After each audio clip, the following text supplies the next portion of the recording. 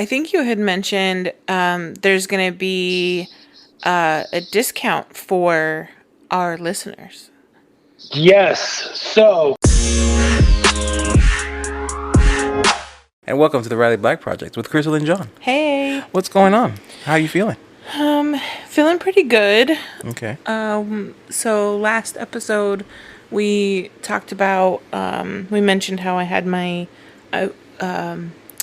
wrist appointment the following day. What we thought was carpal tunnel. Yes. And so it's actually not carpal tunnel. It's some really crazy long name that I don't know how to say.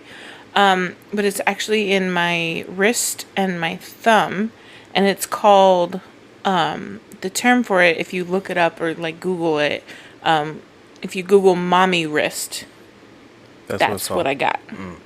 So, it's basically the tendons in my wrist are swollen and pissed off and have nowhere to go because there's like, I don't know, tissue or something around the wrist that kind of like is it's very keeping tight. them in. Yeah, it's very tight. And so, so one thing that could have helped that she was going to have me try at first was a brace, which I am wearing. Right. Not as much as I should. And a different brace, because apparently you had I was wearing the wrong brace and didn't know it. I was wearing a carpal tunnel brace, which didn't support or stop movement of the thumb. Which is the key. Which is key with what I got. And so they were just going to have me try the brace and see how that goes. And I was like, I'm desperate and over this. Right. And she was like, okay, well, in that case, we can try the injection. And the injection was like we don't know if this will work or not kind of thing, because she had to get into like a very specific spot. And because I have some chunky wrists and they were also swollen, it was like she was kind of doing it blind. Right. Yeah. And so she had to like feel around and try and get in there. And so I can definitely tell that I have less pain. Like I'm not just constantly like screaming out every 2 seconds anymore. Right. But I now have some weird numbness in my index finger when I like reach like out or when I reach down. Right. And now it actually kind of hurts. And I think it's also because that's all that moves when I wear that brace is my 4 fingers. My thumb doesn't move. Right. Yeah, and so I think it's just kind of like it's overworked because that's all that's out. Right. You know what I mean? So yeah, better and not better, I guess. I'm really thinking that probably at the end of this, they want me to like see how things are in a couple weeks, and I really think in a couple weeks it's probably going to be let's do the surgery deal. Right. Thankfully, the surgery it sounds like an easy outpatient thing. They go in and they basically put some slits in that tissue that's over the tendons in the wrist to give it some like room to breathe, basically. Right. And then I should be good. So I guess the goal of the brace and the injection is to like bring down the like inflammation or whatever. the swelling and the inflammation, and to like give it a rest. Yeah. Because what also makes it work or makes it worse is it being overworked. So, if it's something you do repetitively, which again, I think is the reason it got worse after I had him, was it was already pissed off because of pregnancy and because of what I do with work and laser and making stuff. After I had him, feeding and picking up a now 10, 11 pound baby, like it's all like it's wrist and thumb, and it's used a lot. So yeah, I think that only just continued to make it worse. She was not surprised at all when I told her it got worse after I had him. Right. So, well, at least we know. Thankfully, what it is I love my doctor, And she was really cool, very patient, answered all of my questions. I felt very comfortable with her.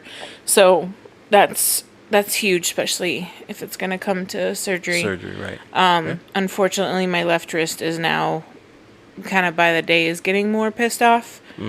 So it might be a case of having to do both of them, but we'll see. Right. Yeah, but I'm hopeful. Definitely a lot more hopeful than I was. We have a plan. Yeah. There's a plan. We know what it is. Yeah. And it's not carpal tunnel. No. I think it's good. Yeah, I think it's good. I think the surgery sounds a lot simpler than I think carpal tunnel surgery is. Right. So, there's hope. There's hope yet. So you're saying there's a chance. Right? Random update. Last week we talked about OnlyFans being done. Right. Well, and now Will can continue his side hustle. Right. Of OnlyFans and selling explicit whatever he was selling on OnlyFans, because it is not being shut down. Right. I listened to after we edit, I listened to it again to make sure there's not anything I want to cut out, or that it's not that it flows well. And then we were talking about the OnlyFans shutting down in October, and they changed their mind by the time the episode came out. Well, I mean, honestly, I think it was the next day after we recorded. Yeah, it was pretty soon after. We're not just kidding. Huh. Everyone was outraged. So if you have a undercover OnlyFans ad, as you know now, you're in no danger. There was a really funny sign going around the craft world of buy my crafts. I'm not cut out for OnlyFans or something like that. Buy my stuff. Right. I thought it was pretty funny. The one I saw was now all restaurant servers are going to be back in business. Yeah. Well, there goes that idea. It's gone. Yeah. Nope, they're still out. But yeah, so Will, if he's selling on OnlyFans, he can get back to it. Get back to it, man. Don't shut down your site. I'm sure he knows. I'm sure he got word. This is true. I'm sure he was probably the first one. Listen, if you were doing stuff on OnlyFans, you got word that, hey, listen, they're not shutting down. Right. Fun fact: my best friend actually does. I mean, if you want to put out her, it's all over her own page. Yeah, true. I guess she's not hiding it or anything. Especially if it gets her some extra subscribers, she probably won't care at all. Right. Yeah. Hey, if you got the confidence and you can do it, more power to you. Right. I don't. I'm not one of those people. I mean, we could do it without showing your face. There are those. Still, nope. Still not. I think I'm going to stick to my crafts. You can do your feet. And my laser. You do your feet. I do have pretty decent feet, but I'm not. I don't have the. They'll never know it's you. And oddly enough, there a lot of work goes into it, just like everything else that you don't think about. Like this podcast, right? Yeah. Well, you don't realize okay, you just gotta take a couple pictures. Nah, it's not that simple apparently from that, which is just, it's just like comparing OnlyFans to digital files. But it seems so simple, but there's so freaking much that goes into it. Like making the file, then you gotta test the file, and then you gotta take the pictures, and then you gotta make the listing, and you got to upload all of those things. And now Etsy, tends to give preference to the listings that have a video. So then you gotta record a video, and so. Yeah, there's, and then once you do all that, then you got to go tell all the people that you did that, so that they can buy it. Yeah, it's a lot of work. I mean, you're promoting something, you're selling something, so you gotta, it's definitely a lot of work. Speaking of new files that I just did that with, we have a new inappropriate. Oh, we do? File in the Riley Black Designs Etsy shop. We got some, my friend, I put them on my Snapchat, and she goes, "Are those cocktail stirs?" Mm-hmm. Yeah. Nice. So that's what I called them. And then I posted them in the Smoky Tides group from where Casey, that we talked to previously, his group, and his and Amanda's group. Mm-hmm. I posted them in there because, of course, I used Amanda's acrylic. I used Black Pearl. And Gold Member. Gold Member. Had to. You have to, Yeah. So I posted them in there, and someone suggested, oh man, now I just had a blank. I totally ruined the punchline. Oh. So it was actually not in the Smoky Tides group. It was in the Glowforge After Dark group. Oh, okay. So she suggested turning the cocktail stirs into little things for the barbecue sauce mini cocktail weenies, but calling them dick pics. Ah, it's a toothpick. Dick pics. Oh, that's Right? It's a That's little, cute. little punny. little punny. All right. So our guest is ready. All right. So we're going to call him. So who do we have on the show today? We got Tony with Laser Light Designs. Oh, hey, what's going on, Tony? Hey, what's going on? So I actually met Tony through Amanda. Okay. When I was working, picking up hours, helping her at the shop, Tony came one day to borrow her Glowforge because he had one. Just borrow a Glowforge? Yeah. Well, came to use it. So he had one at work. He didn't take it. I pictured him like coming, Taking it with me. Yeah. He was like, I'm going to take this. Can I borrow this? Yeah. Just take it home. No, but I mean, anybody who has a Glowforge knows that at some point you're going to need to take something, and then your Glowforge isn't going to work. So, right. Yeah. She was nice enough to say, "Hey, just come over on that, project here, and we're good." So, and then so he came then, and then he eventually ended up buying my Glowforge when I sold it in December. I think every Glowforge has we should start a Carfax for a Glowforge because every one of them has had 3 owners and 7 refurb replacements. Yeah. Facts. But I think that's good. It's like a good community that everybody's kind of moving up and using what's available to them and what's within their budget to start, and it's kind of one of the benefits of it. I definitely talk about the disadvantages of Glowforge.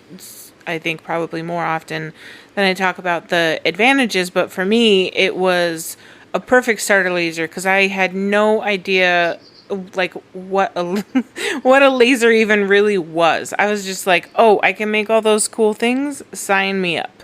So it was perfect for me. If I would have bought a Mira straight out, no, I would have been way overwhelmed and scared and terrified, and so for me it was a perfect start. So even with its drawbacks, there's every machine has its pros and cons. So for me it was perfect. Talk about some of that within this, but I agree. If you're trying to understand what a laser does, I mean, what's less expensive and more capable than a used basic?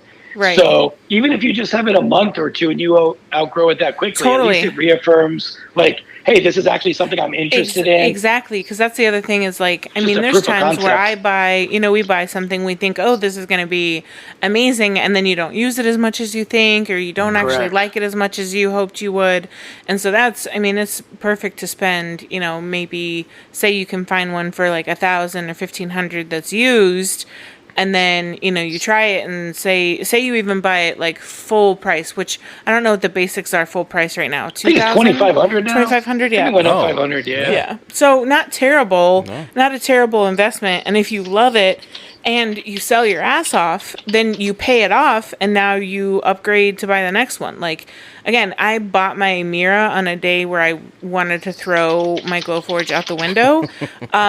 But the Glowforge made me enough money so that I could buy my Mira. My Mira was paid off before it even showed up in my house, and that was thanks to the Glowforge. So, if you buy a used one for $1,500 and it looks like the basic is $3,000 now. Wow, it went up. Oh, really? So let's say if you buy a used one for $2,000, even if you end up getting out of the machine and realizing lasering isn't right for you, I believe that you'll make whatever money don't forget the referral codes.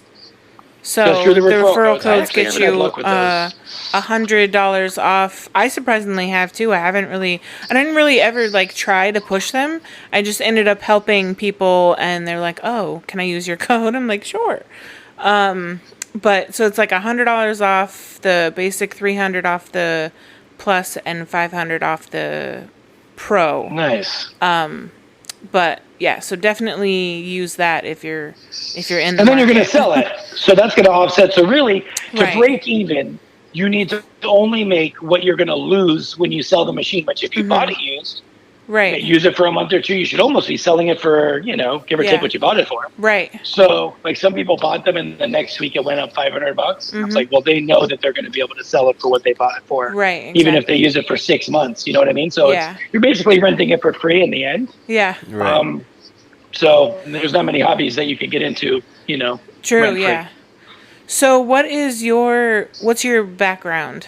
So I was in the scuba industry for many, many years, and we had a lot of veterans that would come through that were either had adaptive needs or were there with different programs and whatnot. And being a veteran myself, I took a liking to that and wanted to help however I could. Yeah. So I started a nonprofit called Veteran Earth. It was actually Veterans for the Oceans at that time. And my thought process was I was an instructor. I was going to instruct people for free. They were going to go on the scuba charters that I worked for free because my boss was a huge supporter of the idea and veterans. So they were going to get on the boat for free, get training for free. I just needed help with the gear. So I started to ask for donations here and there, and people thought it was a great idea, but like 6 months went by and I think I had like one $10 Venmo or something. Right. So I made like a piece of art. I don't even remember exactly how this happened, but I just made something personally and I posted a picture. Yeah. And then somebody was like, I'll buy that. And I was like, well, okay, well, what if I made a couple more of these? And then that funded the rest of what I needed to make that happen. So I started with like CNC and pallet wood repurposing like that. Yeah, we've teamed up on a really awesome sign with your CNC. Yes. I'm so proud of that sign. I see it all the time on their like Instagram stories and I'm like, we made that. It's so and you know cool. what? As soon as you told me the concept, I was like, oh man, that's like exactly what a CNC machine is for. Yeah. Because there are benefits to CNC over laser and vice versa, but that particular project is so catered for what CNCs do well, and then putting the mixed media. Because I was going to do it on the laser, and I had the Glowforge at the time, and it was a big sign, so I was going to have to try and like piece it all together, and the way that their logo was, I'm like, there's going to be these thin, fragile parts, and it's like it wouldn't have had the same effect. No, and it wouldn't have been nearly as stable and solid, and Yeah, no, that thing, like when you handed that to them, that was impressive, before they even saw it, they're like, oh, this is a sign. Yeah. So that machine, ironically enough, it's at Amanda's Stewart location. I feel like the CNC machine, when I set up the laser, I didn't have much room, and I set it right in front of the CNC machine. So like if it has failings, it's just sad. And then I moved it there, and no one's using it. And it's like it's done so much for me too, because a CNC machine is like they're very, very reliable, especially like in comparison to the laser. I've noticed. Yeah.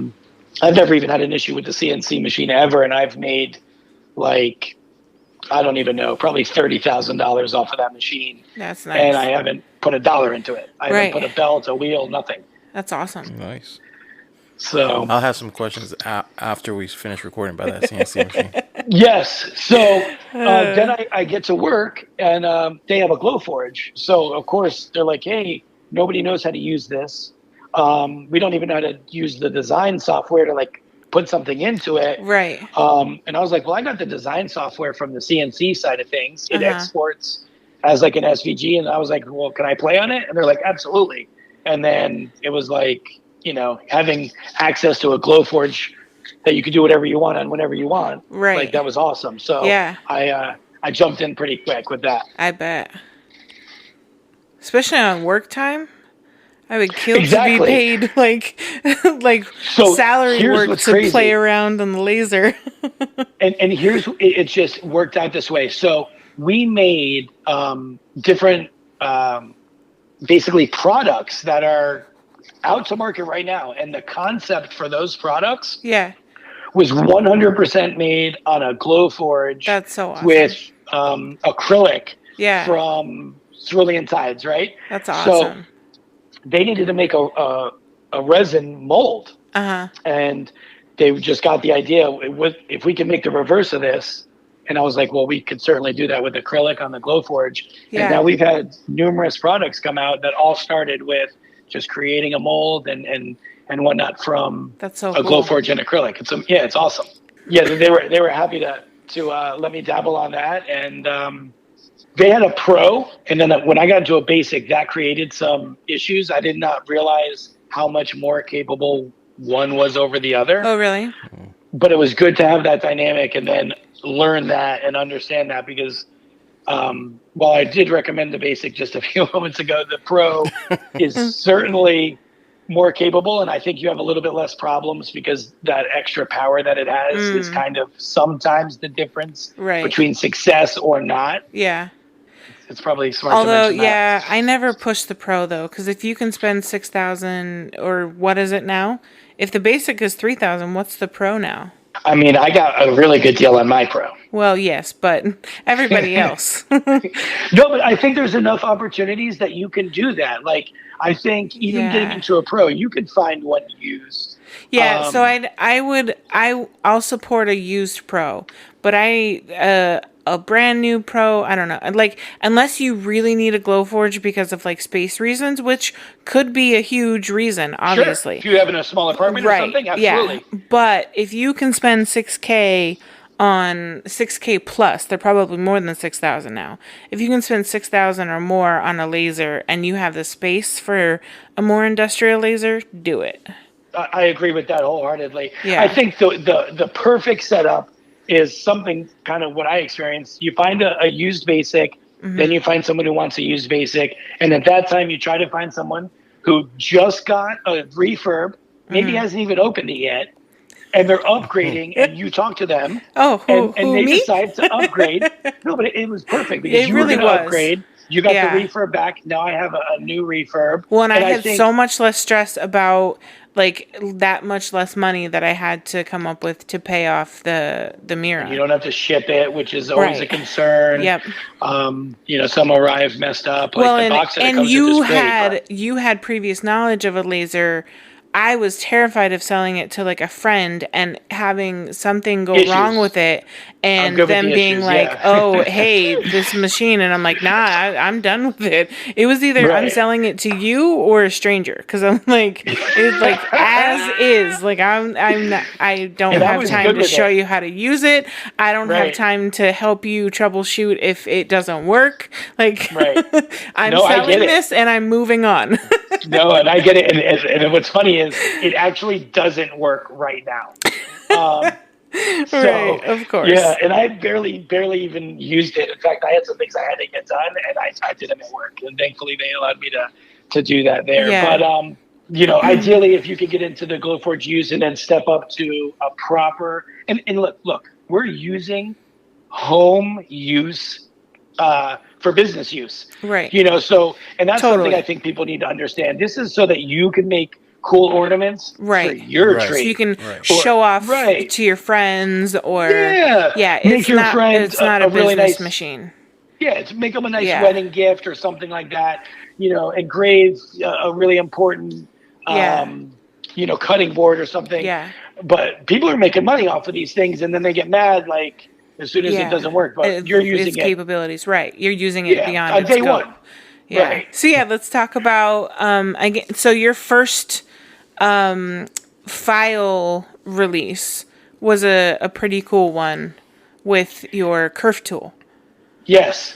So basically I struggled, and I struggled with having one at work to play with before I got my own, with having somebody like Amanda local where I could get any type of material instantly, which not many people have that capability. Right. And then also had extensive design experience in a vector creator, let's say, and experience with a CNC. And there's a lot of similarities. Yeah. And I still struggled. Yeah. And I couldn't get it. Like I literally would look at my wife sometimes. Kerf is that 4-letter word in the laser industry. Right. And I'm like, look, and I was like, I don't get it. I'm like, because sometimes I would be so confident I would make a small change. And God, those are the worst. I can't oh tell my you how God. many times that's happened to me. Yeah, and it's like a 2-hour file, and you're like, this is going to be fine. And you always want to cut last, Right. because you're trying to engrave first before the pieces move and whatnot. So then you get to the end, and then it cuts, and then you're like, how does this not fit? Like, there's just no way it doesn't fit. I checked it, rechecked it. Exactly. So then I started to realize, this thing doesn't just slice it like a razor and you still have all of the material there. And I should have put two and two together, because like I use jigsaws. Right. It's just like blade loss. Yeah, exactly. Any kind of tool that you use. So as soon as I thought about that, I was like, oh my goodness, I can't believe. Oh, duh. Right. So then I was like, all right, well, when you do it on a blade, I just know where the blade ends, and I only care about what's on one side of it, so I just go by the edge of the blade. Well, you can't really do that with a laser. Right. And the more I tried to find out what kerf was, the more confused I was about what kerf was. Yeah. And it went from like this tiny monster to like, oh, this is impossible, so I'm just never going to make anything that has to pieces fit together.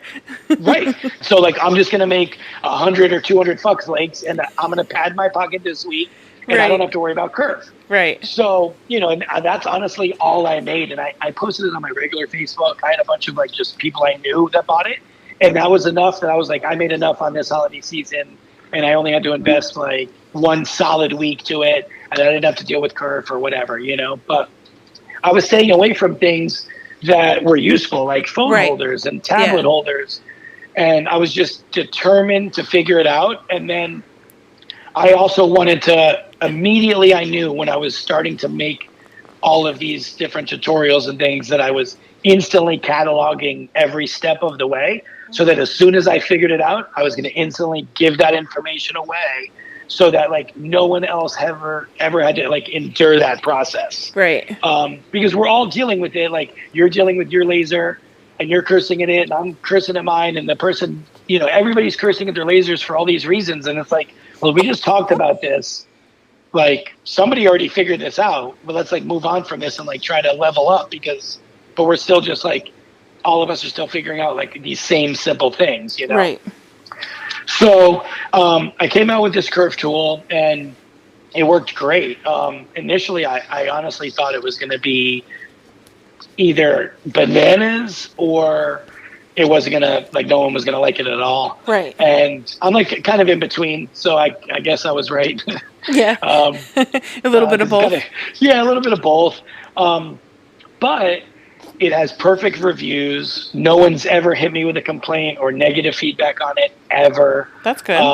And the reviews that people have, that the good ones are like, I struggled with this. I saved so much material now. It made it right the first time. Yeah. So it validated. I mean, it looks simple when you look at it, and then when I explain it to you here in a moment, it's going to make it like totally less cool, because you're going to realize how simple it is. Right. But it is, it's very useful, and it's very accurate. So basically how the kerf tool works is it's making a cheat sheet. You're making every size slot that falls within the ranges of the materials that you use. You're just making all of those same exact slots at one time. Right. And then you're going to take that respective material, stick it in the slot that fits.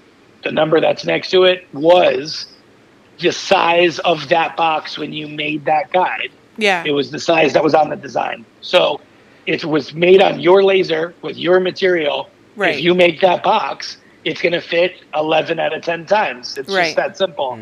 So as soon as I made it and I was starting to use it, I put it out there, and I had so many hours in trying to figure out what kerf was that it was a file I felt like I had to charge for, where like a lot of the information I give, I really try to keep it free. Right. Yeah. But that was one of those things I probably and there are some free ones available, but they don't go they're not as fine tuned. Exactly. So like, this goes to the thousandth of an inch. So like we were talking earlier, like, you could get something that fits into something, but does it fit the way you want it to fit? Right. Like, do you want the date on this, X amount of days till this holiday? Do you want them to be super snug? Probably not. So pick a spot that they move freely. That works, Yeah, but like a phone holder, you never want those two pieces to come apart ever. Right. But you don't want to use glue. Yeah. So use the setting that offers you where you have to kind of wiggle it back and forth to get it to seat. But once it's put together, you think it's one piece. Right.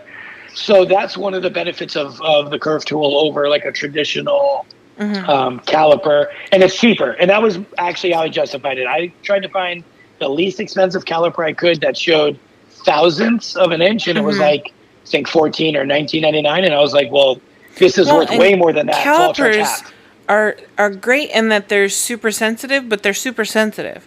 And so if you're not holding it straight up and down, if you're holding it like tight, like you've mentioned to me, or if you're holding it a little loose, like that's your number. It's gonna affect how it fits. So like I like phone holders so tight that I don't know that with my thumb that I can push a caliper that hard against it to get a solid reading where the numbers weren't moving around and whatnot.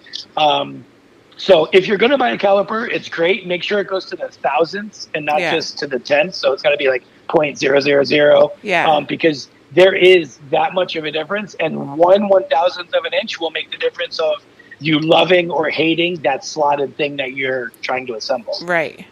Yeah, I still hate them. Like, I definitely love how the tool will make it so I'm wasting a lot less material, but I'm still terrified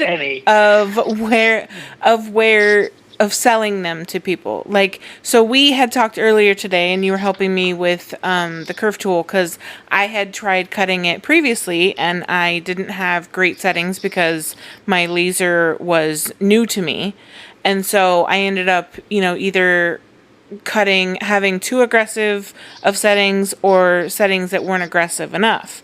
Right. And so it didn't work how it should have worked for me. And I knew that was user error, but then I just put it off for forever, as a project I'll get to, whenever. Well, I have a solution for that, but that is how the curve tool doesn't work. That's the one so that's what Achilles not to heel. Do. I can tell people don't do what I did. Was like, I hadn't had my settings dialed down, and so it cut too aggressive or not aggressive enough, and so then the tool didn't work for me. And when things don't work, I toss them aside. And even though I knew that it was my that it was my issue.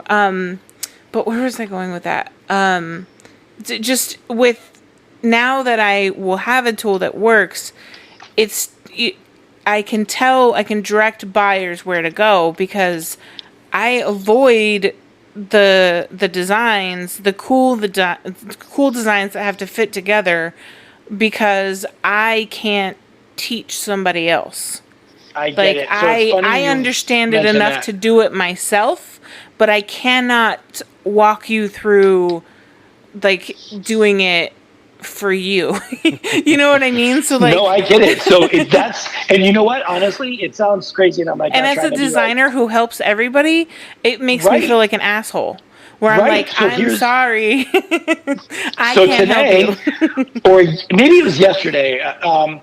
The Good Group, it's like a Glowforge user group on Facebook. Mm-hmm. There's a gentleman, Nicholas, in there, and he absolutely makes the craziest stuff on the Glowforge. Yeah, his are super intricate. Yeah, the only person that even holds a candle to him there's another person, I don't remember his name, Victor Havens.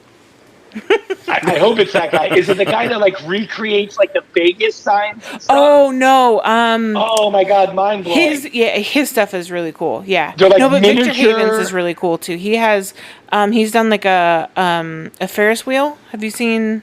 Oh, you know what? I have seen that. Yeah. I have seen that, and I imagine there's a lot of curve involved in that. So seeing Nicholas say, "Listen, I'm going to not sell my stuff because," kind of what you just said. Look, I'm good enough to make this sorcery. I mean, some of this stuff I literally have to stare at it, and I'm like, how? How do you, like, how much time? Like, somehow you invented a 36-hour day, and you know what I mean, an endless material, and you figured out how to design this and make it, and then it worked. Yeah. So he pretty much said, look, like I can't make this with the thought process of you needing to be able to put this together also. But I am confident that with the systems that I'm already developed or in the process of developing so number one, it's going to keep designers that should be in the game, because if we never see another Nicholas design again, that sucks. Like, how do you make up for that? Or the gentleman that you spoke of and so forth. So this system, if people will just take the plunge, it'll solve all of this. Because it helps the designer. Number one, how many times have you gotten a design where they make that default 0.250 because it's intended for quarter-inch material, and none of it is 0.250. Right, which is so annoying. It's one of the first things you learn the hard way in making laser stuff is everything's called quarter-inch and eighth-inch, and then you go to make something, at 0.25 or 0.125, and it's not even size. Close. Correct. It's like if there's one size that's not, so it's annoying. The size that it's exactly. So, I don't think I've ever had an eighth inch that was 1.25 and a quarter inch that was 250 ever. Never. I had MDF that was 0.25. Actually, it was bigger. It was like 0.254, and I was like, ugh. Because initially when I made these curve guides, I made them because all that exists is proof grade, right? No. Yeah. So, but I made them that way. And then I was like, people were talking about all this other wood, and I was like, I should probably buy some of that and test it. And then so I got wood from Casey and Alex, and I got some from, I can't remember the company now. It was like their version of, I don't want to say pattern ply because I know pattern ply is like a very specific thing, but it was like this other company. It's trademarked.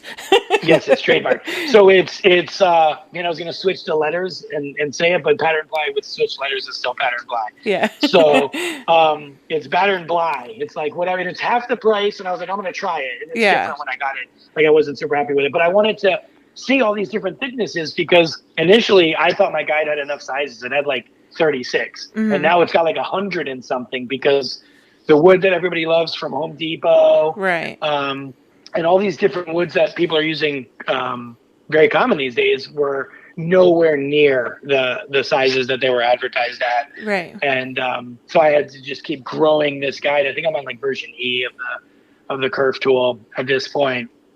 Because of that, people would message me. And then I even added metric, I think on like version 4. I was getting a lot of people who are like, can you do it in millimeters? And at first I was like, absolutely not. Like, I'm like, I don't know. You know what I mean? Like, yeah, it's like, can you write your tutorial in Spanish is how I felt. I was like, no, totally. I cannot do that. And then I found out that there was like this conversion thing that'll just, if I open the file initially on Canvas that's in millimeters, it just converted everything. And I was like, oh, well, that was easy. Oh, wow. And so then I added that. And anybody who's got an older version, like an early adopter, just email me and I'll always send you the updated one. So if I make any revisions, you're like always guaranteed to get, the newest one. Cool. So. And where do you sell that, by the way, before we forget? It's on Etsy, and I don't want people to go right to my Etsy. I really want them to go to my website because I want them to watch the tutorial videos and understand it and ask questions about it and message me and make sure that this is the tool for you and that this is something that you're trying to figure out. I'll answer any questions for it at all times. I have a good FAQ on the site, but this is one of those things where if you just try to get it and use it, you probably won't be as successful. Right. So I'm okay with there being a conversation about it and, go through the website and see the tutorials. The website is actually pretty advanced as I start to see things trending. I'll post things, whether they're related to these tools or not. I noticed there's a lot of people on like Facebook forums who are always helping, but you'll notice that the same questions are getting asked over and over. And then like even the helpful people, they'll start to abbreviate their responses because and then leave stuff out. Say it? Yeah. Right. So I started to find the golden nuggets. Yeah. Find the golden nuggets. And it's not even like on purpose. Yeah. Right. So I started to put this information on there, like what to do if you're getting inconsistent cuts, understanding alignment and like what that camera can and cannot do, and proof grade settings, and like I have a pencil jig on there. Initially, it was free for teachers, and then I had so many people that thought it was cool. They were like, "I want to buy it off of you." So then I listed it on Etsy, and it's actually done way better than I thought that it would. But it's step by step. Yeah. And then I created it, and then I had my wife, who does not touch the Glowforge at all, follow it step by step. And she'd never used a Glowforge ever before, and she was able to make perfect pencils the first time because it's like, turn on the Glowforge, right? You know, like, and you know, and I want it to appeal to people who understand that, but also for the person who doesn't, and like that, you know, step by step. So everything on my website, I try to build that way. But I think where I catapulted the curve tool was, there's a gentleman I know that his name's Kyle. He's outstanding in the CNC community, and he makes tutorial videos, basically like video podcasts or vlogs. Oh, nice. And I was like, listen, I need you to make some videos for me. And he made a step-by-step video on how to change the slot, because that was the next problem. So like people were using the curve tool, and then they messaged me like, great, I know exactly what size box I need. Now what? But I bought this file. It's 0.250. What do I do? And at first I was getting lucky. Like I only had to make the video for like one or two, because like people were having the same ones. But then you'd get like, I have an Affinity, or I have Corel Draw. Oh, and Corel is so evil. Well, now I'm up to, let me see.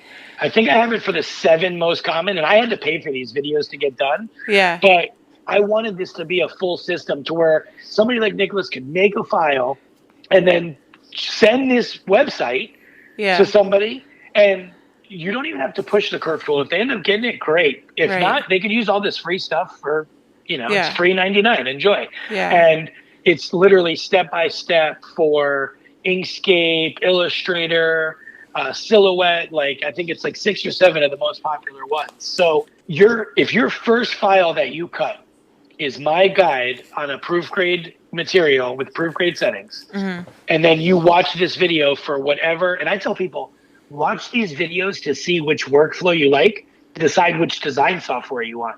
You know, like you said, like I saw Corel Draw. When I watched the video when he sent it to me, I was like, oh, I'm not playing with that. I've never even seen it. I just know that if anybody ever has a problem with opening my file, they have Corel Draw. Yeah, I mean, I don't know why you were making SVGs a particular size, and if you open them in half of these, I think even Inkscape does it. It just arbitrarily tells or changes the size. So, like, some people would open my guide, the Curve Guide tool, in a software first because they think they need to like change the colors for engrave or cut. I've already assigned them a certain way where they're good. Yeah. But if they do that, then they'll print it and they'll be like, "This thing doesn't fit." And I'm like, "Did you open it in a design software first?" And the answer is almost always yes, and it resized it. Which once you resize a precise tool, then it's not good anymore. Doesn't work.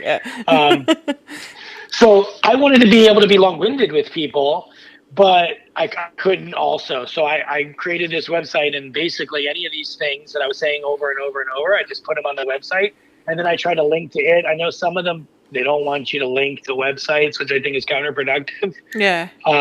But that's how they run their Facebook pages. But for the most part, I try to respond with, and it's really simple. It's literally glowforgehelper.com. Glowforge what? Glowforgehelper.com. Okay. And it just redirects to Laser Light Designs. And I think I have like 1 or 2 more that I just had redirect. And a ton of free info. The Curve Tool is there. Say Curve Tool. You have curvetool.com too, don't you? Yep, curvetool.com. It redirects. So it's really just one website, and they all redirect, but it's easy to sometimes just be able to type, like, if they say, I just got a Glowforge and I need help, I just, Glowforge Helper seems like it'd be pretty enticing. Yeah. And it's got a ton of info. And what's crazy is, like, I went through and vetted a lot of things that I was seeing contradicting info. So, like, if I could just talk about when people post on Facebook groups, because we're talking about productivity. If you have an issue, there are certain things that you should put in there. Like, you have to include relevant info. Like, if you're having an issue making this file, it'd be helpful to know, like, have you made it 1,000 times before with the same material and never had a problem, and now you do? Yeah. Or have you never made this file good, or have you made it good with proofgrade, and now you have some cerulean times acrylic, first time with acrylic? Right. Like, some people would be like, I'm trying to cut this design, it's not cutting through. What do I do? And I'm like, what machine are you on? Yeah. What material are you using? Yeah. And search, because I guarantee you, I mean, 3 times today, you don't even have to use the search. Just literally scroll, and you're going to find your exact question. We're actually working on in the That Mom with the Laser group. We're actually working on trying to figure out some what's called units. We all don't know a ton about what these units are, but they're like it's like kind of like chapters we can put in the group, and to where like when we get the 14th post of the day, which laser should I buy? We're gonna send them to this unit and be like, here is all the information that, on the top lasers, and here's the benefits of each one, here's the cons of each one, because again, and then that's another thing that people post all the time, but then don't give information of which laser I should buy. Well, it depends on 100 things. What are you making? Oh, the best is Glowforge stuff. Don't get a Glowforge. And that's all it says. Don't get a Glowforge. It's like, okay, cool, thanks. Why? Yeah, and why? I mean, we especially hate that in the That Mom with the Laser group, because unfortunately, there is a lot of people fortunately and unfortunately, there's a lot of people in that group who either had a Glowforge and now have moved on from one, or never even had one to begin with.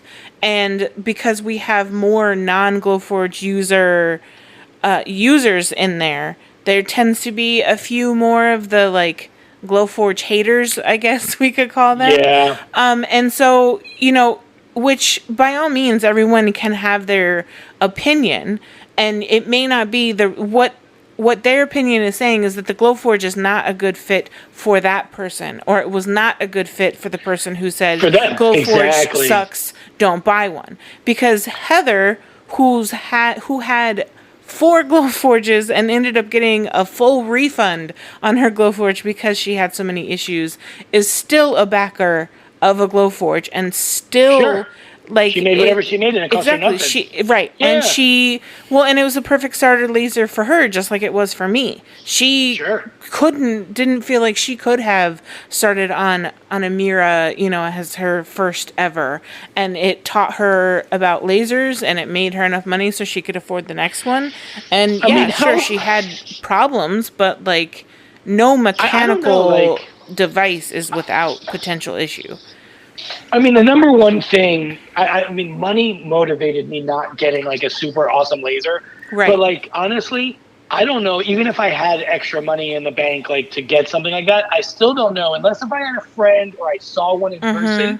I think I don't know that I could go out and buy a $10,000, $12,000, $15,000 laser thinking I'm going to be able to do something cool with it if I've never seen one. Right. That's 100%. That's a bold move. Yeah.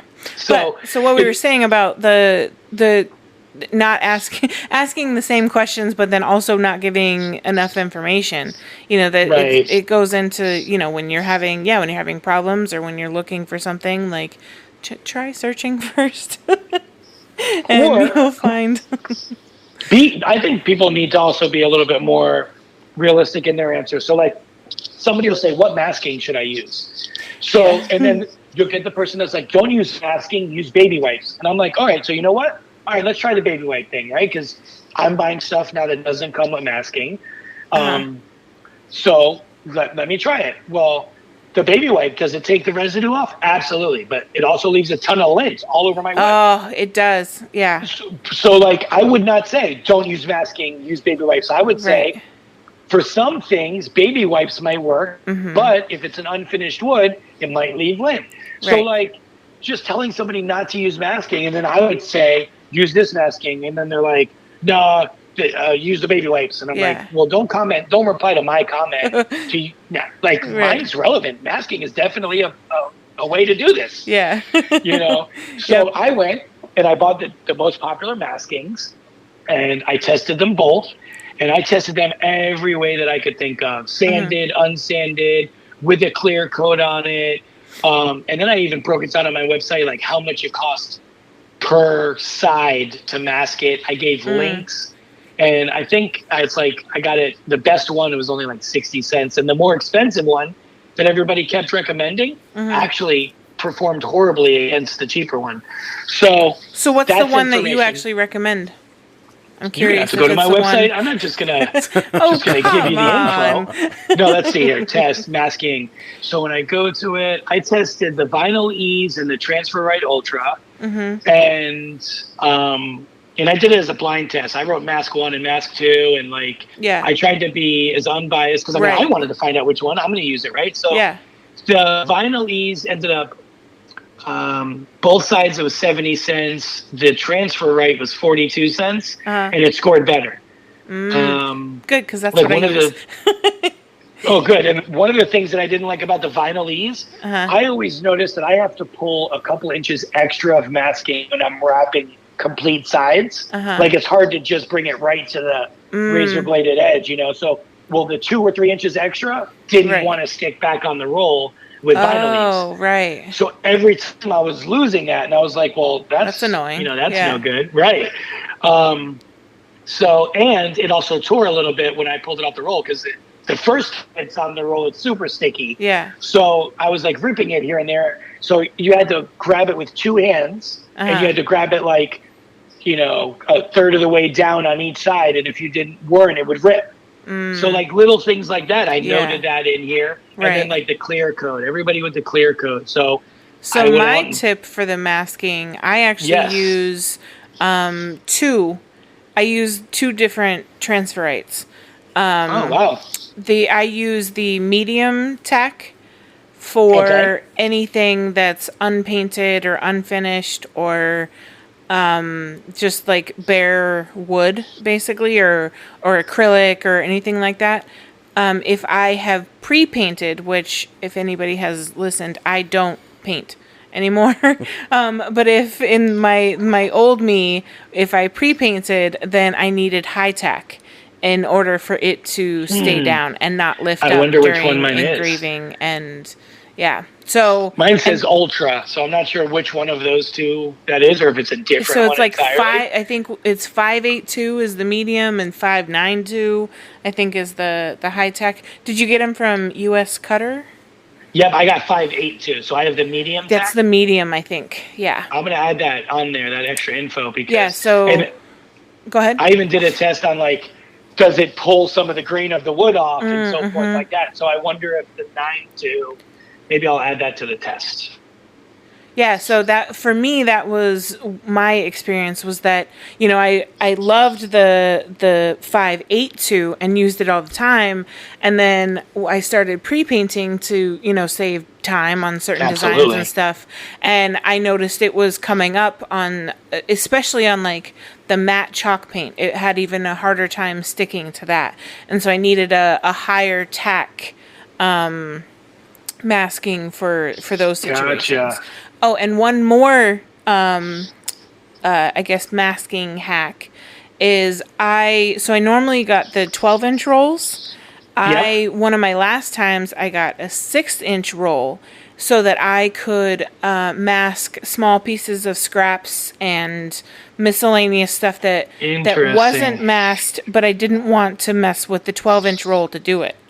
So what's funny is I wait until I have multiple pieces and then roll it out a foot or 2 and then stick them all on there trying to get as much of it. But your way I think might be smarter. I think so I just got a small 6-inch roll because I didn't need a ton because there wasn't, that situation didn't happen too regularly, but it was just the next time I ordered masking and I needed a 12-inch roll, I also got a 6-inch roll.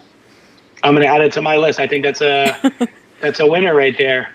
Yes. So then people were talking about clears. That was the next one I saw. So I was like, all right, I went and bought, it's $10 a can. And I bought 6 or 7 clears, went to 3 or 4 different hobby stores to get all the different versions. And then I did all the concerns. So I went through the comments and somebody was like, this one gets yellow. So I was like, all right, I'm going to have a test, see which one gets yellow. And this one makes paint run, or this one does this, or masking doesn't stick to it. So I then did that whole test with all of those, and posted that on the website. So nice. the thought process is when somebody says, which clear do I use? I want to just send them this link, and Right. I'm giving them all the info, but I even set up like where you type in like 2 or 3 letters on the iPhone and then it types the whole thing. Mm-hmm. It's like in your keyboard replacement or whatever. Yeah. That's that's one of the hacks that Heather has shared that John had learned something new with that one. I use those Amanda. daily. So if you see when I recommend Amanda, I wondered if that was, because I was like, I think that's his blurb. It is. And so I just type in CT and boom, it just pops right up. But perfect. It's not any less genuine, and it's the info. You just don't have to type the same damn thing. Exactly. Yeah, I want to be first. So right. I can say 4 letters and it does that. Yeah. No, but you know what? It makes it. I'm super huge on supporting small businesses and people who do the right thing and run a business the proper way. So I want to talk to everybody that is asking about acrylic, about Amanda, and I just don't have the time. Right. So that made it where I can do that, and I could do right by a business that's, earned my business and earned my recommendation. Right. But be able to, for it to be sustainable, because I might type that 10 times a day, which if they just searched. Right. You know what I mean? I don't think we'll ever get people to search like we will ever get people to read. I think those are 2 things we kind of got to give up on. Because here's the other thing, too, that's annoying, is if you do actually search, sometimes the groups are assholes and it doesn't show you what you've searched for. Because I've tried searching sometimes for something I know I posted and can't find it in terms that I know are in the post that I posted.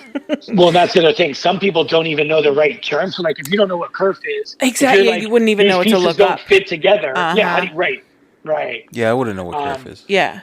Yeah, let's go to this website. I have a video that says what is kerf. So let's see here. I had this all figured out. Like I made a whole itinerary, like bullet points of everything, and then we're hitting all the topics, just not in the order that I typed them. Nope, that's not how this works. Yes, I see that. So let me see kind of. We just bounce all over the place. Yeah. Well, while we're talking about, trying to support people, I paid for all of the things that I bought, all the materials that I tested, except for Alex Fuentes from Laser Wood Supply. So I'd like to give him a little shout out. He was nice enough when I talked to him and told him that I was trying to do this to build the community so people could save time and material. And he was like, absolutely, what's your address? Say no more. And he actually sent me like samples of every single material that he had. And he's That's like, awesome. Look, run it, do your thing.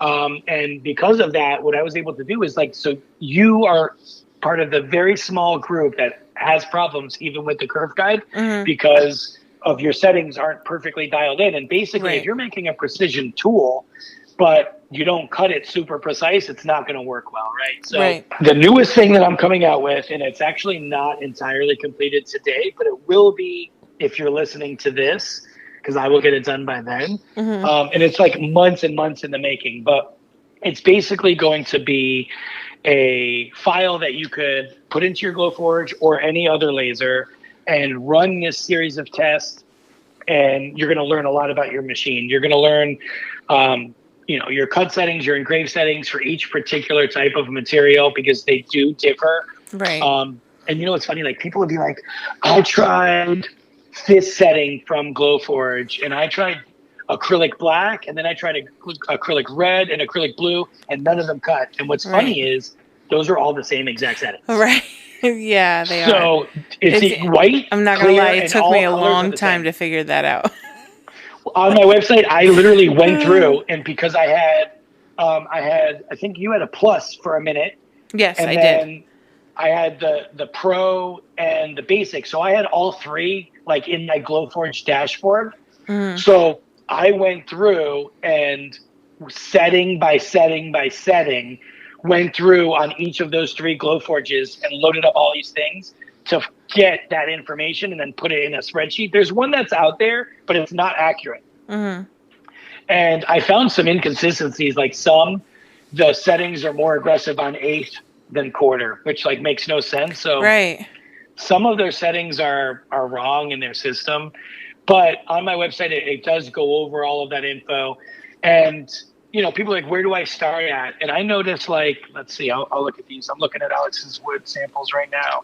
So, like, on his red oak, for me, I was able to go through 184 full pass, but I was able to go as fast as 196 with walnut and still cut through. So, these materials vary, and I know people are, you're going to get it with the way stock is. Like, even if you are like, look, I'm only going to get from acrylic from Amanda and wood from Alex. If you have a design that you have to get done, and Alex doesn't have, Baltic birds or whatever, like, what are you going to do? Like, your next order is going to be with Alex, but this one you're going to have to go to Home Depot and, grab yourself a sheet or whatever. So my thought process was to make this where you could put any piece of material, and it's a full system. So it cuts out the sample, and then I have a tray that all the sample cards can be in. Nice. And the tray goes together with no hardware, no glue. It's all pressure fit, super simple. And you can have all your info there. And then if you start to go to trade shows when COVID kind of lets up a little bit, you can just bring that sample. Yeah. And some people could be like, you know what? I like the dark engraved. And then you're going to have some people that prefer that. I don't care for it, but that like light, it's like very light brown. It barely looks like it's engraved at all. Like some people like that look. Yeah. So, well, and depending on what you're going for, if you're trying to do something subtle, or maybe you're even trying to engrave your own logo on a piece and you want to put it on the back and you want it to like be there, but not be like, hey, look at my logo. Over the top. Yeah. That would be a perfect, exactly situation for a light engrave. Is going to have 14 different engraves and 14 different cut settings on each of these cards. And you'll always have it. So you'll be able to use them as a guide to your exact material. And nice. it says where you got it and what kind of wood it is and stuff like that. But then people could look at it and say, oh, I want red oak with natural birch. And then I want this poplar. Yeah. And you'll be like, oh no, I've never used poplar. I can't believe she picked it. Well, you run the thing, and now, because you have this card, so you know where your cut settings are, what your engraved settings are, even if it's a wood you have never actually made like a customer project with, and you're going to waste zero material. So this will work in conjunction with the curve guide to perfect someone's settings, but my end result is really to try to move on from some of these issues that the same people are having over and over and over. Right. And I think this will be like the next evolution of that. Awesome. So I think you had mentioned there's going to be a discount for our listeners. Yes. So we could do, let me see. And if you don't know it now, that's okay. We can always announce it in the group. I did it so it's RB for Riley Black and then 15 off. Cool. But I'm also going to have it at like an introductory price. So they're going to get 50% off of the introductory price. And then probably after like 30 days, I'll hike it up to the price that I, intended it to be at. But your listeners will hear about it first. They'll have access to it first. Awesome. And I won't really post it anywhere else. I'll make sure that I'm able to answer any questions for any of your adopters that get it. And like I said, they'll get it 15% off and at that introductory price. Cool. So RB 15 off, you said, was the... Yep, RB 150FF. And then your laser light designs on Etsy? Yep, and they can find my Etsy link by going to either Glowforge Helper or curvetool.com. That'll take them right there. And I'll... if I don't remember, remind me on Monday to post it in the in the group as well. Yeah, absolutely. And the main thing here is the designers can make this, use this for them to make the file, but also it gives them instant support for their users. So as soon as they call you, they're like trying to understand. Now, what you'll have to do, go ahead, as a designer, what you'll have to do as a designer is there's going to be the right way to cut it in the right order. So like you're going to have to know what thickness this piece is, right? And to know that, what piece it you have to put that sizing on. So there's going to be where, like, if you cut the fourth piece first, it's not going to work because you're not going to have the info. Right. So you're going to have to make your tutorial or like your README file where it explains, cut in, this part of the file first, then measure it and so on. But if you do that on your initial README file, and in your README file it says, look at these videos. This is going to tell you how to adjust it. Yeah. You're able to use and point to those videos. They're free. Well, they're there for anyone. Having another tool will be definitely helpful. So I have only a couple designs that I couldn't help but not share it because it was so awesome, which was my watch band stand. Yes. And for that, that was before I even knew you, and I used Big Blue Laser Designs, Mark's his video on YouTube. And I would have to use his video every single time I made something with kerf. And so it was always where, like, if you don't know what kerf is or you don't know how to do it, he was another person. He's just another resource. And again, how much kerf kind of shuts some of us down. Like, you can't have too many people helping out because someone may understand your tool better than they understood Mark's explanation of it, and someone may understand Mark's explanation of his the way he explains it more than I think you had told me that when you were first putting your tool out, but like having both of them will be helpful because depending on who it is, it's like, hey, check these out. Check out Mark's YouTube. Check out, Tony's website with his information and his videos, and, see which one makes sense to you or see which one you like better, or, but that's what I do now. So like because I can't help the user when it comes to kerf. I can help with anything else pretty much.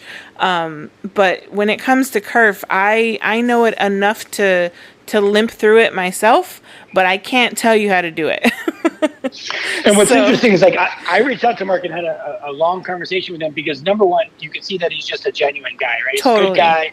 Helps out everybody. I mean, I don't know the specifics like offhand, but I know that he's like an advocate for giving new laser users free files, and like he's a big player. So for what's interesting is I didn't know that he had all that information about kerf, and there's a blessing and a curse that I did or did not know it existed. But I had this issue, and I made this kerf guide and I posted it, and then somebody was like, "Oh, well, I just watched this video from Mark," and then I watched it, and I was like, "Oh, I didn't even know this was here. That this existed," right?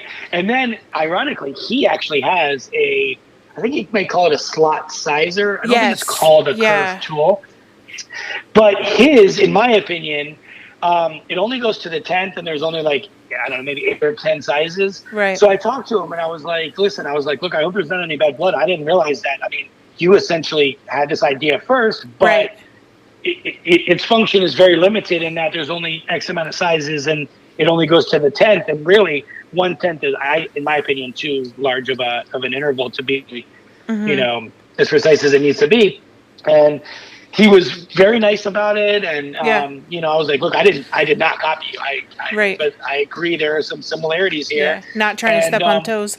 Exactly, and I try to give him a shout out anytime because he handled it well. There are a lot of people who would have been like, you can't do this, you stole my idea, and all these type of things. And I mean, kerf existed before me and before Mark and whatnot, but he was just very nice about it. And he actually, he said to me, like, I think verbatim, like, I don't get it. You using it to that level. And he's like, but he understands it a different way and to a level that he doesn't need my kerf tool. And I get that. That's great. Yeah. But I think there are a lot less Marks out there than people who are, just don't get it at all. I mean, he is very good at what he does. He is. And, we can't assume that everybody has that understanding, and this would be for those people. Yep. Yeah, definitely. So, I mean, and that's what, again, the more resources, the better. There's someone, We're all on the same team. Exactly. We're all here to help.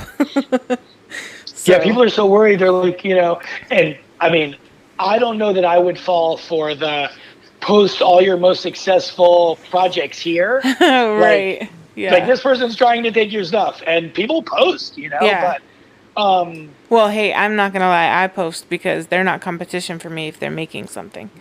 Like, well, oh, this sells really exactly. well, and it's not a lie, but like my keychains, the keychains sell really well, and I'm like, hey, these keychains sell really well, and I also know where you can find that file to Right, to and the sell those keychain thingy keychains is that pretty sell good. really well. Yes. Yes, those But have. and I get some people sharing them, but it is frustrating the people who just like are, because those are the same people who post those who think, okay, if it's your bestseller, it's going to be my bestseller, and that's not how it works. Oh, completely different area. So it all goes into how you're marketing things, where you're marketing things, how your pictures look when you make this best-selling file, because you can cut and paint that same best-selling file that this person is selling thousands of, and you may not have the same painting or cutting skill, and yours isn't going to look the same even though it's the same exact file. So Right, like some of Robin's stuff, or right.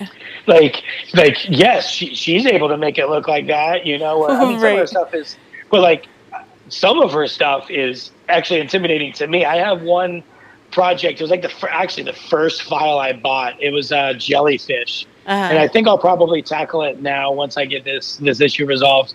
But yeah, people need to go into it with an understanding that there are definitely easier designs than others, and but I think there's a lot of people that are willing to coach you up on it and get you through it, and those are the people that you should probably be using the referral codes for. Right. Which is always my comment. I totally, I purchased, I don't even know her name. I used somebody's referral code who I had, I think, probably 2 conversations with. And she didn't help me, any at all after the fact. And not that I reached out to her to do so, but she also wasn't reaching out to me either. There's enough people that are willing to help you that would be my recommendation. If you're looking for a 100%, code, yeah. Yeah, I mean, ask 2 or 3 questions, and you're going to see the same person's answering for the most part. Right. So that's the person that. I mean, you're going to get. It's not even that much. What do you get? Do you get the same amount as a referral? Yeah. So you get the whatever they get, you get as well as in So, like if they get $100 off, then you get 100. It used to be with GoForge you got like 20% if you used it in their store, but so like you got like 120 if you used it towards GoForge product, or you got 100 if you cashed it out. But then they just changed their referral program. They actually took away the referral for the basic for a while, and then they brought it back. Yeah, I saw that. And then now they hiked up their prices of everything, which in their defense, the prices of everything is going up. But their price was already high. Yeah. And you know what I mean? So then with the referral, you also get like 40% off materials or something like that as well. Interesting. Yeah. People will have to look and see what the benefits are now, because it did recently change. But you get basically the same thing that the purchaser gets off of the machine. Gotcha. Yeah. Gotcha. And then there'll be some other things added to the website too. I've seen too many posts about they'll have it in their hand and it's a cutting board or something made of bamboo. The letters are readable for part of it and not readable for part of it. So I tested all of that out. I went and bought bamboo cutting boards and, nice. and basically just engraved a line across the whole thing. And then I used like all the different methods. So people were like, obviously put clear and then put black over that once it dries, or just put black, or use laser. I don't know if you've ever heard of this stuff called laser dark. Yes, laser dark. So I brought the brown one and the black one, and then my mind was blown the first time I saw that. Well, it is expensive. It's super expensive. It's not like Ceramark expensive, but it ain't cheap. Yeah. And then somebody obscure comment was like, use this, it's $4 and it works better than everything. And so I was like, and he even supplied like an Amazon link, and then I think the post got closed because he posted the link or whatever. So I get it, and I run it through this test, and it's way better than every other thing. Nice. So I'm about to post that information on there. I think it's called like Marsh. Let me see. I'll have one of these, and it'll be on there. If you're listening to this, it's on there. But it's like $4 a can, and it works. It doesn't bleed. Nice. Like, sometimes you'll do it and it'll like soak into the side of where it was engraved. This doesn't do that. And it goes on like almost like a powdery dust kind of, more than like a liquid paint. And it looks perfect. And it's good that you like doing that stuff, because all of that testing sounds absolutely terrible to me. So this is the problem. Like, I don't just do this for this. I do it for every single thing. It's actually like, oh my God, your wife must love that. Difficult. Yeah, it makes everything more difficult because I think it's because I'm like, I don't trust anything. Or like, I just have to see it myself. That's totally trust issues. Yeah. So everything I have to do it. And then even when I think I figure it out, I'll try to tweak something to see if I can mess it up. Like, right. Like, like how do I get this to not work and so forth. So I've always been that person. And yeah, I mean, this is fun. It's nice when everything's going smooth and you literally feel like you're printing money. Yeah. It's one of the best feelings on the planet, right? Because you could turn sometimes $50 into wood into like $1,000. Yeah. And you're like, that's a pretty cool superpower. Yeah. So it makes some of these tests worth it in the end. And really I'm just trying to figure it out for myself. Yeah. And thinking, hey, if I could do this, and then help obviously help out people, and obviously I'm profiting from the file at some point. Right. And it makes up for whatever cost I initially put into it and so forth. So it's a win-win in the end. Definitely. Well, is there anything else that we didn't cover on your list, since we jumped around? We didn't allow you to go in order. No, it's all good. I think the main thing for people to understand about this curve tool is it's only going to work on that machine. So if you make one on your work Glowforge and take it home, it's not work. It's literally tied to that machine. Right. And that's how it works every time, because nothing has changed from the time you made the slot when you made the guide and the time that you're making the slot now for the base or the project. Yeah. But if you have a change to your machine, you're going to have to make it again. So if you get a new laser tube or you send it in and get a refurb back, you're going to have to print out a new guide. Otherwise, it'll last forever. Right. And what also it does is, if you know that this works and then you start to notice that things aren't working, you're going to notice it right away, because for a fact that, 180 full power gets through this or whatnot. So it's going to be a clue. Hey, do I have to clean my machine, or, do I have a scratch on my lens, or whatever the situation may be? Mm-hmm. You should notice a problem, because you're going to have that understanding that like these settings are dialed in and this is how they're dialed in, and it's doing this because, and now it's not, Yeah. So it's good to have your settings where they're just not like it doesn't just happen to work, but like you've made it that way so that it works. Yeah. And then as soon as it doesn't, you recognize it. So there's, additional uses. Cool. Well, that's been another great episode of the Riley Black Project with Crystal and John. Thanks, Tony. Thank you. Bye. Mamie, we're all done.